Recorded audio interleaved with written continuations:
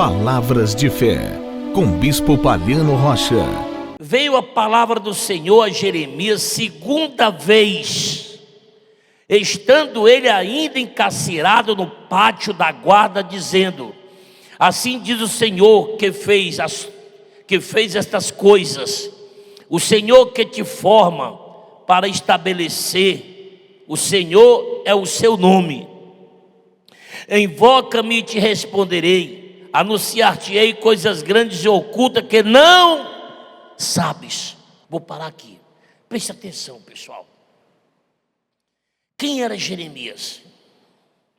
Jeremias era um grande profeta, mas Jeremias tinha uma fama ruim, porque tem pessoas que não sabem falar com a gente, não é verdade? Não tem pessoas assim, não tem? Você já pensou, você não tem esposa que tu vai, é tu, é tu, é tu. Como também tem esposo, né? Que é um vaqueiro com a mulher, tu vai, tu vai. Aprenda a dizer, pelo menos, você. Filha, você vai, tu vai. É a maneira como nós falamos. Nós temos que aprender a dizer um não, que a pessoa ainda sai sorrindo. Obrigado pelo não. Tem pessoas que dão um sim, que a pessoa sai amargurada com o sim que ela deu. Ah, tá bom, tudo bem, tá. Não vou poder, infelizmente, eu estou sem, não vou poder lhe ajudar, tá bom, mas da próxima vez, ah, tá bom, obrigado. Até o não alegrou a pessoa. Então, esse profeta aqui, era homem de palavras pesadas. Tem pessoas que não sabem dar um recado, ela magoa com o recado. Então, quando ele dá um recado de Deus para o povo de Israel, ou para qualquer povo, ele chegava lá e dizia: ó, se você não se converter, vai acontecer isso, isso, isso, isso. Ele ia embora, o povo se aborrecia, não dava atenção e o castigo de Deus vinha. Aí ele começou a ganhar, sabe o quê? O profeta da maldição. Mas não era que ele era maldito, era a maneira de como ele passava o recado. As pessoas endureciam o coração e pereciam. Então, onde ele chegava, por não saber dar o recado, o povo perecia. Por quê? Porque ele não sabia dar o recado, ele era muito duro. É uma coisa que nós temos que aprender com nossos filhos, com as nossas esposas, com nossos esposos, com nossos pais. Nós temos que tomar cuidado. O problema são as palavras, a maneira como você fala. É a maneira como você fala. Nós somos confundidos por ser delicados? Somos. Às vezes somos confundidos por ser delicados, mas às vezes também somos confundidos por ser bruto demais. Aí o que fazer, o que é, bispo? Eu prefiro ser delicado. Eu vou trazer menos mal para a minha vida. É uma coisa que eu aprendi de berço. Tive um pai e uma mãe muito carinhosa e a gente aprendeu a ser assim. No momento de ser bruto, vamos ser bruto. Mas no momento de ser manso, vamos ser manso. Então é um dos cuidados que você tem que ter. Esse é um aprendizado que você tem que começar a praticar. A praticar. Nós temos que fazer isso. E esse profeta, por mais santo que fosse, ele estava numa situação que ele estava aprisionado. Era um homem de Deus, mas ele estava o quê? Aprisionado. Por quê? Por conta das suas atitudes. As suas atitudes lhe levou a uma situação em ser preso, de ser aprisionado. Aí a Bíblia que fala que Deus por 2 vezes falou com ele. Porque assim, sabe, você tem que tomar cuidado, porque eu sou de Deus, então porque eu sou de Deus eu posso pisar, eu posso magoar, eu posso tratar mal, só porque eu sou de Deus? Não, pessoal. Se eu sou de Deus, aí é que eu tenho que procurar mudar o meu comportamento. Amém? Porque todo mundo sabe que quem tem o Espírito Santo tem o quê? Mansidão. Cadê a mansidão? Como é que eu tenho o Espírito Santo pisando todo mundo? Com palavras duras. Aí, meu amigo, nem Deus livrou ele da prisão, nem Deus livrou ele, ó. Então, a gente tem que tomar muito cuidado, pessoal. Muito cuidado. A palavra branda, ela livra confusão, ela livra de intriga. Mas a palavra aguçada, a palavra dura, ela traz intriga. Nós temos que vigiar muito com isso aí. Você tem que ter um momento de pá, mas tem que ter um momento de calma. Você tem que ter esses dois momentos. O momento de se precisar duramente falar, fale duramente. Mas tem um momento que dá para evitar. Então o profeta aqui, preste atenção no que eu estou falando. O profeta era um homem de Deus. Mas a maneira como ele procedia era muito ruim. Então a Bíblia fala que Deus falou com ele 2 vezes. E Deus falou com ele no versículo 3, bota o 3 na tela. Invoca-me, olha aí o que Deus falou para ele. Invoca-me, olha o poder da oração. Invoca-me e te responderei. Anunciar-te-ei coisas grandes e ocultas que tu não sabes. O poder da oração nos revela aquilo que nós não sabemos. Amém, pessoal? O poder da oração. Afinal, quando eu vou orar, eu estou falando com quem? Com quem, pessoal? Com quem, pessoal? Estou falando com Deus, o dono da situação. Estou falando com o meu Criador, com o meu Deus. Se eu estou falando com Ele, então, certamente, Ele vai me abençoar. Porque quanto maior é a minha comunhão com Deus, maior é a presença dEle na minha vida e maior serão os benefícios de Deus. O poder da oração é algo muito forte. Você vê que Deus ensinou para o profeta aqui, ó. Deus disse para o profeta: invoca-me, invoca-me, e eu responderei, e anunciar-te-ei coisas grandes e ocultas que tu não sabes. Mas ele mandou o quê? Me invoca. Amém? É como aquela pessoa, ela precisa de algo, mas não vai pedir a quem tem. Não, ele sabe que eu estou precisando, agora deu mesmo. Mas eu não estou afim de dar. Não estou afim de dar por vários motivos.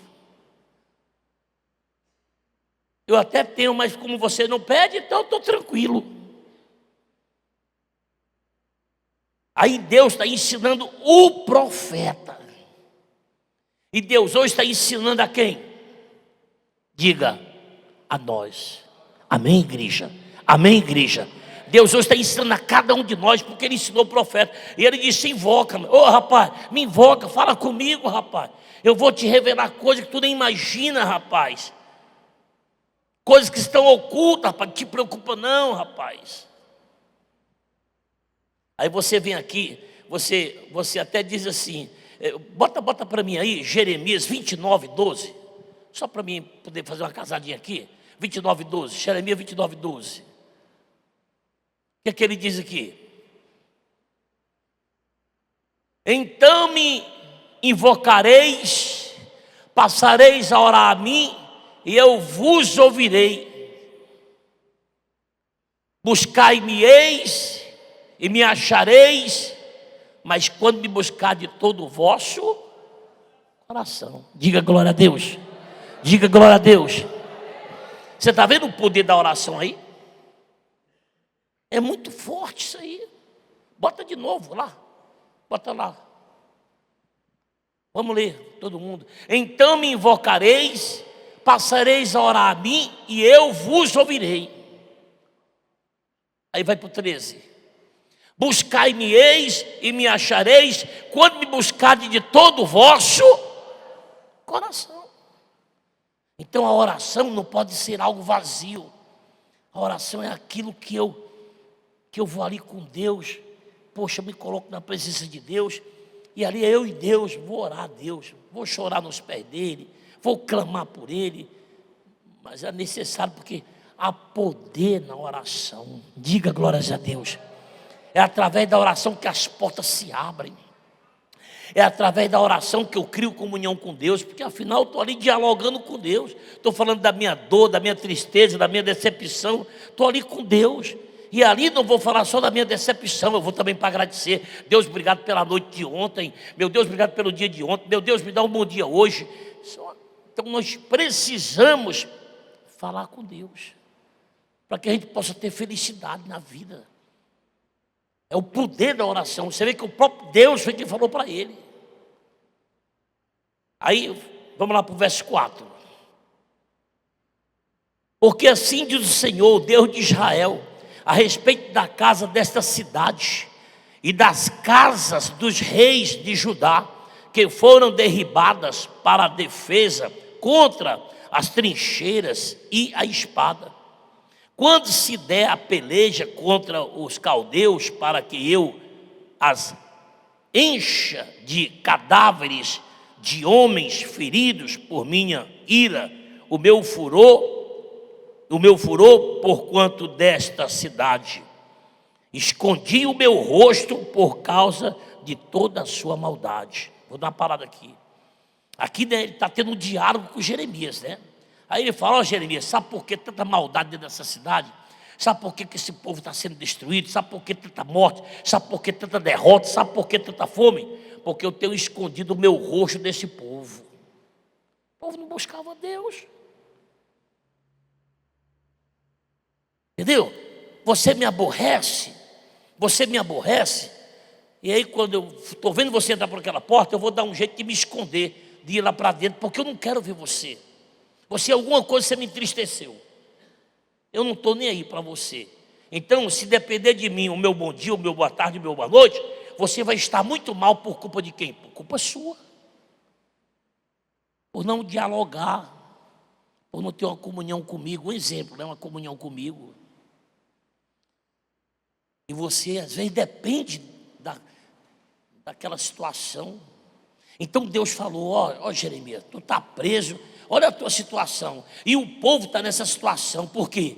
Porque eu tenho virado o meu rosto contra esse povo.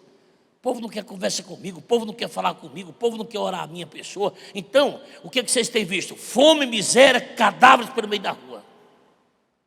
É o que vocês têm tido. Porque não querem comunhão comigo. Para você ver a falta de comunhão com Deus, que mal nos traz.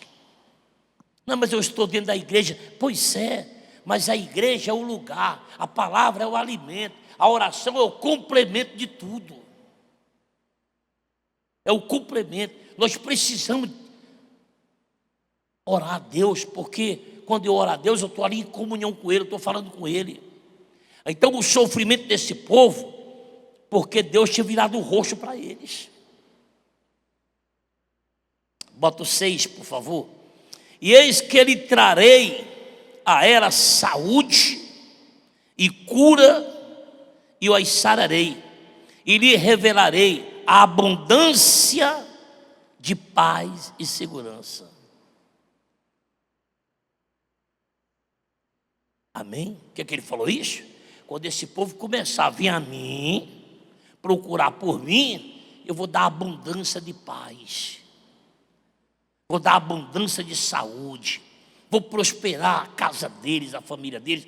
Mas quando esse povo estiver em comunhão com quem? Você vê que até o profeta, Deus estava repreendendo. Ô rapaz, invoca-me. Invoca-me. Você vê que até o profeta, Deus estava falando com ele, um grande profeta, mas Deus estava dizendo para ele: ô Jeremias, tu vai deixar o povo se acabar?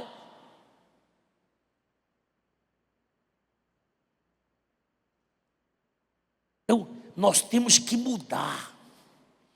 Nós temos que aprender uma coisa. Você vê que Deus estava repreendendo aqui o profeta. Invoca-me, e eu vou te responder, rapaz. Você vê a bondade de Deus como é grande, né? Olha a bondade de Deus como é grande. Deus diz para ele, ó, pode me invocar que eu vou te responder. Porque aqui no título dessa palavra ele fala, promessa de paz e prosperidade. Deus tinha promessa de paz e prosperidade para esse povo. Mas o povo de coração duro, o profeta preso. Aí Deus falou, vou virar o rosto para esse povo, para que eles possam perecer. E quando eles resolverem me buscar, eu vou me deixar ser achado por eles. Aí você fala assim, preste atenção. Aí você fala assim, mas bispo, quem sou eu, bispo?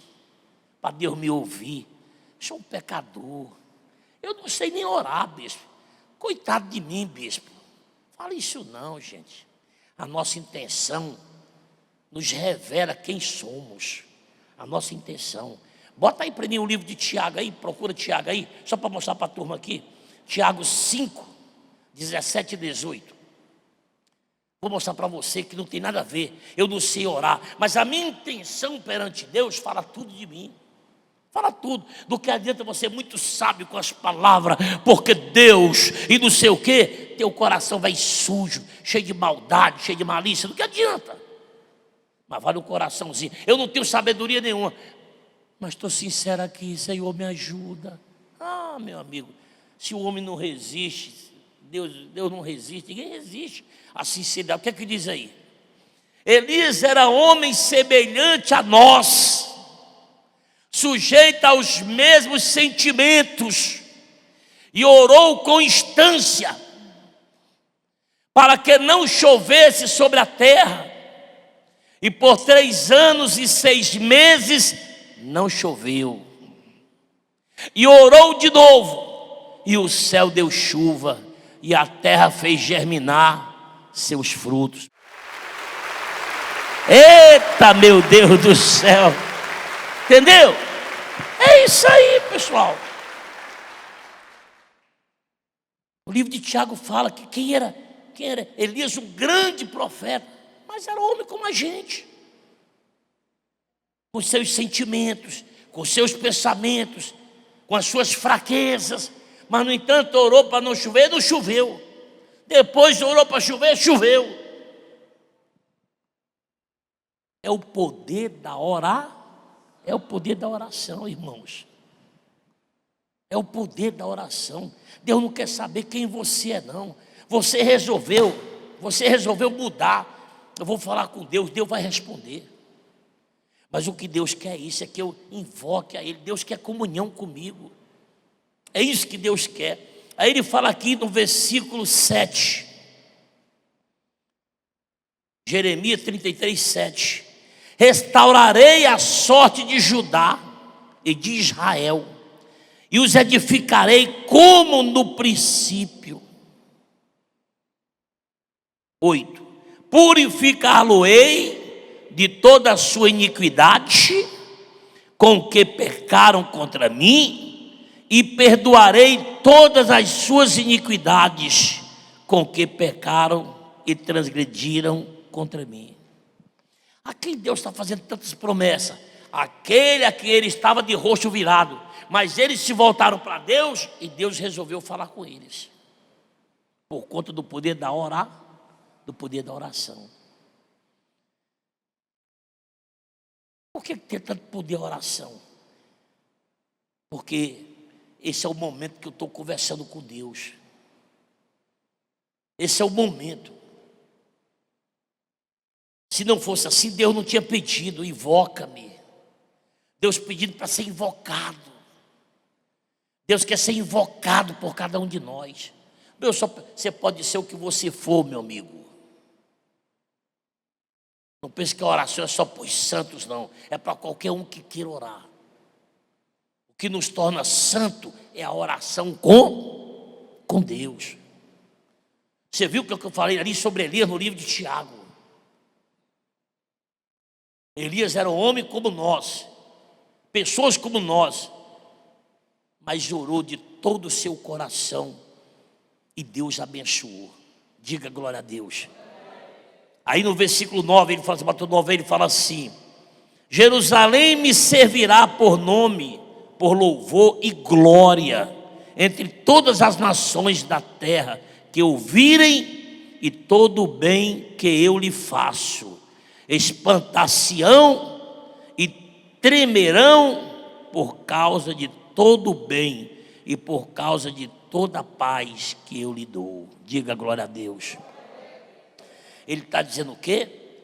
Que o povo começa a estremecer, tremer e temer, sabe quando? Quando as bênçãos de Deus chegam sobre nós. Mas é verdade. Tem gente que, não, eu acho que eu temo a Deus, eu crio quando tudo começa a dar errado na minha vida. Não. Pelo contrário, tem pessoas que endurecem o coração quando isso acontece. O nosso louvor e tremor a Deus começa quando tudo começa a dar certo na nossa vida. Eu não quero perder esse Deus. Amém? Amém? Eu não quero perder a amizade. Pô, essa mulher é tão legal comigo, essa mulher é tão legal. Oh, meu Deus, que eu não quero perder a amizade dela. Deus me livre.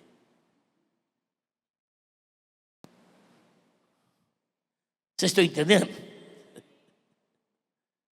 Não quero amizade com fulano, não quero perder a amizade com fulano, não. Fulano é ruim, manda matar a gente, manda açoitar a gente, manda prender a gente. Eu não quero, não, é o contrário.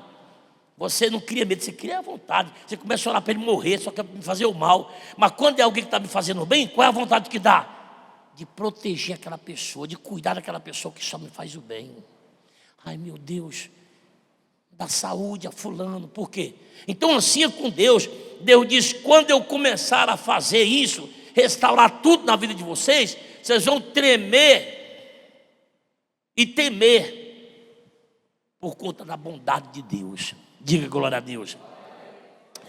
Tudo pelo poder da hora. Aí você, bota para mim aí, sabe o quê? Bota para mim João 14, 13, 14. João 14, 13, 14, bota aí. Vamos ver o que diz aqui, pessoal. E em tudo quanto pedides em meu nome, isso eu farei, a fim de que o Pai seja glorificado no Filho. Dá para entender por que ele quer que eu ore a Ele? Porque Ele quer ser o quê? Glorificado. Deus quer ser glorificado. Entenda isso, pelo amor de Deus. Então, o que Ele diz aqui? Em tudo quanto pedides em meu nome, isso eu farei, a fim de que o Pai seja glorificado no Filho. Se me pedides alguma coisa, se eu te pedires alguma coisa, em meu nome, eu o farei. Então, para você ver até onde vai o poder da oração. Onde vai o poder da oração. Você vê que Deus, Ele quer que nós façamos isso. Que você crie isso como hábito. Crie hábito de falar com Deus. Comece a criar hábito de falar com Deus. E você vai ver que Deus, Ele quer, porque Ele quer que o Pai seja glorificado. Tudo que pedires ao Pai em meu nome eu vos farei, para que o nome do meu Pai seja o quê? Glorificado. Fica de pé em nome do Senhor Jesus.